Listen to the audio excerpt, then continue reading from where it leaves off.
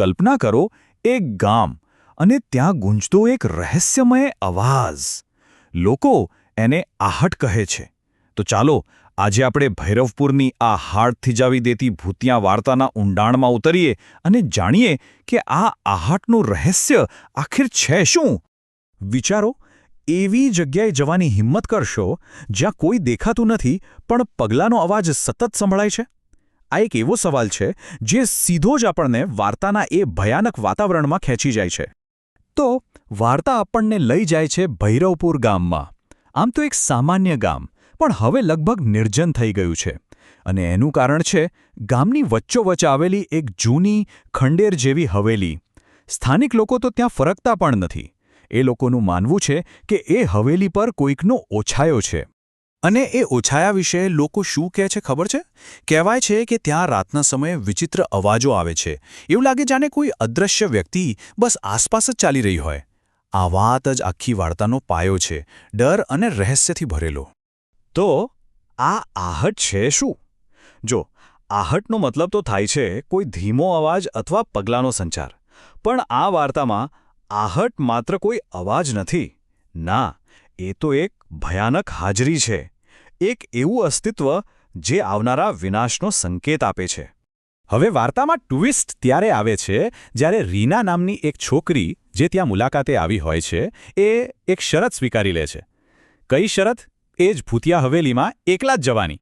અને જેવી એ હવેલીની અંદર જાય છે, ખેલ શરૂ. ટોર્ચના ધ્રુજતા પ્રકાશમાં દિવાલો પર ભયાનક પડછાયાઓ બને છે. અને પછી એને એક બીજો પડછાયો દેખાય છે જે હલી રહ્યો છે. પગલાંનો અવાજ ધીમે ધીમે નજીક આવવા લાગે છે. આટલું થતાં જ રીનાના હોશકોશ ઉડી જાય છે અને જીવ લઈને ત્યાંથી ભાગે છે. પણ વાત અહીં પૂરી નથી થતી.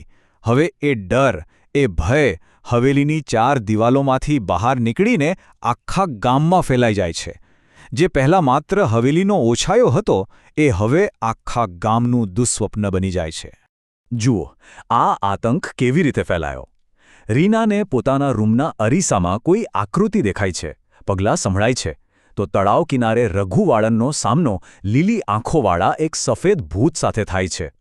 અનિરુદ્ધ માસ્તરને હવેલી પાસે કોઈના ભારે બૂટનો અવાજ સંભળાય છે. અને પછી કોઈક એમના કાનમાં ગણગણે છે. અને બિચારી સવિતા, એના આંગણામાં કાળા કપડાં પહેરેલી એક સ્ત્રી આવીને એનો દીવો ઓલવી નાખે છે. મતલબ કે આ ભય હવે કોઈને છોડવાનો નહોતો. અને વાત ખાલી ડરાવા પૂરતી નથી. એ અદૃશ્ય શક્તિ હવે ધમકીઓ પર ઉતરી આવી છે. રઘુને તો સીધે સીધું કહેવામાં આવ્યું, રઘુ, તારો સમય આવી ગયો છે, તું બચી નહીં શકે. સમજી ગયા? આ ભય હવે જીવલેણ બની ચૂક્યો હતો. પણ ક્યાં સુધી ભાગવું?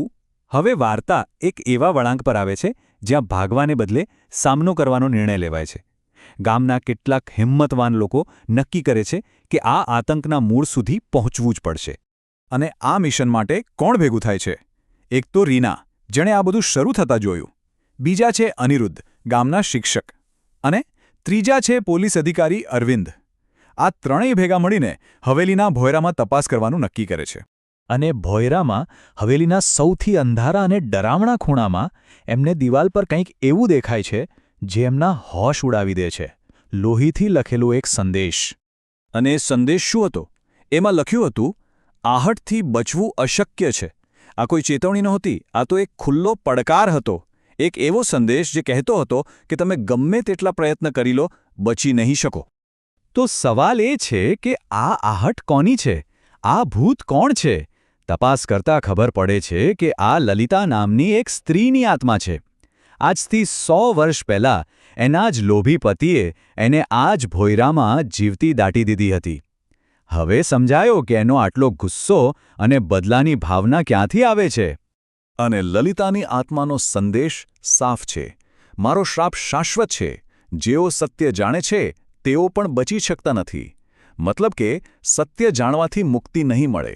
ઉલટાણું, તમે પણ એ શ્રાપનો એક ભાગ બની જશો. તો હવે શું? શું ગામ લોકો હાર માની લેશે? ના. વાર્તા હવે એક નવા વળાંક પર આવે છે. ગામ લોકો આ શ્રાપને હંમેશા માટે ખતમ કરવાનો એક પ્લાન બનાવે છે. પણ સવાલ એ છે કે શું એ સફળ થશે? કે પછી આ બધું તોફાન પહેલાંની શાંતિ છે? જુઓ, પ્લાન એકદમ સીધો સાદો હતો. ડીસીપી અરવિંદે કહ્યું કે જો લલિતાના શરીરનો નાશ કરી દેવામાં આવે તો શ્રાપ તૂટી જશે. બસ આખા ગ્રુપે મળીને એ જ કર્યું. આખી હવેલીને આગ લગાડી દીધી. પછી આખા ગામે શાંતિ માટે પ્રાર્થના કરી. અને તમને જાણીને નવાઈ લાગશે, પણ એ રાત્રે વર્ષો પછી ભૈરવપુરમાં એકદમ શાંતિ હતી. કોઈ અવાજ નહીં, કોઈ ડર નહીં. પણ શું બધું ખરેખર ઠીક થઈ ગયું હતું? અહીંથી જ વાર્તાનો સૌથી ભયાનક વળાંક આવે છે. એ વળાંક જે આ શ્રાપનું અસલી રૂપ સામે લાવશે. પણ એક મિનિટ, શું આગથી શ્રાપ ખરેખર તૂટી ગયો હતો? શું એક ભૌતિક વસ્તુ કોઈ આત્માના વર્ષો જૂના શ્રાપને આમ જ ખતમ કરી શકે? આ સવાલ જ વાર્તાના સાચા અંતનો સંકેત છે. થોડા દિવસો વીતી ગયા. બધું શાંત હતું. રીના પોતાના રૂમમાં બેસીને ભણી રહી હતી અને અચાનક એને રૂમના ખૂણામાંથી એક જાણીતો ધીમો અવાજ સંભળાયો.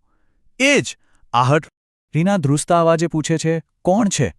પણ સામેથી કોઈ જવાબ નથી આવતો. બસ પગલાંનો અવાજ, જે ધીમે ધીમે એની નજીક આવી રહ્યો હતો. આહટ પાછી આવી ગઈ હતી. શ્રાપ ક્યારેય તૂટ્યો જ નહોતો.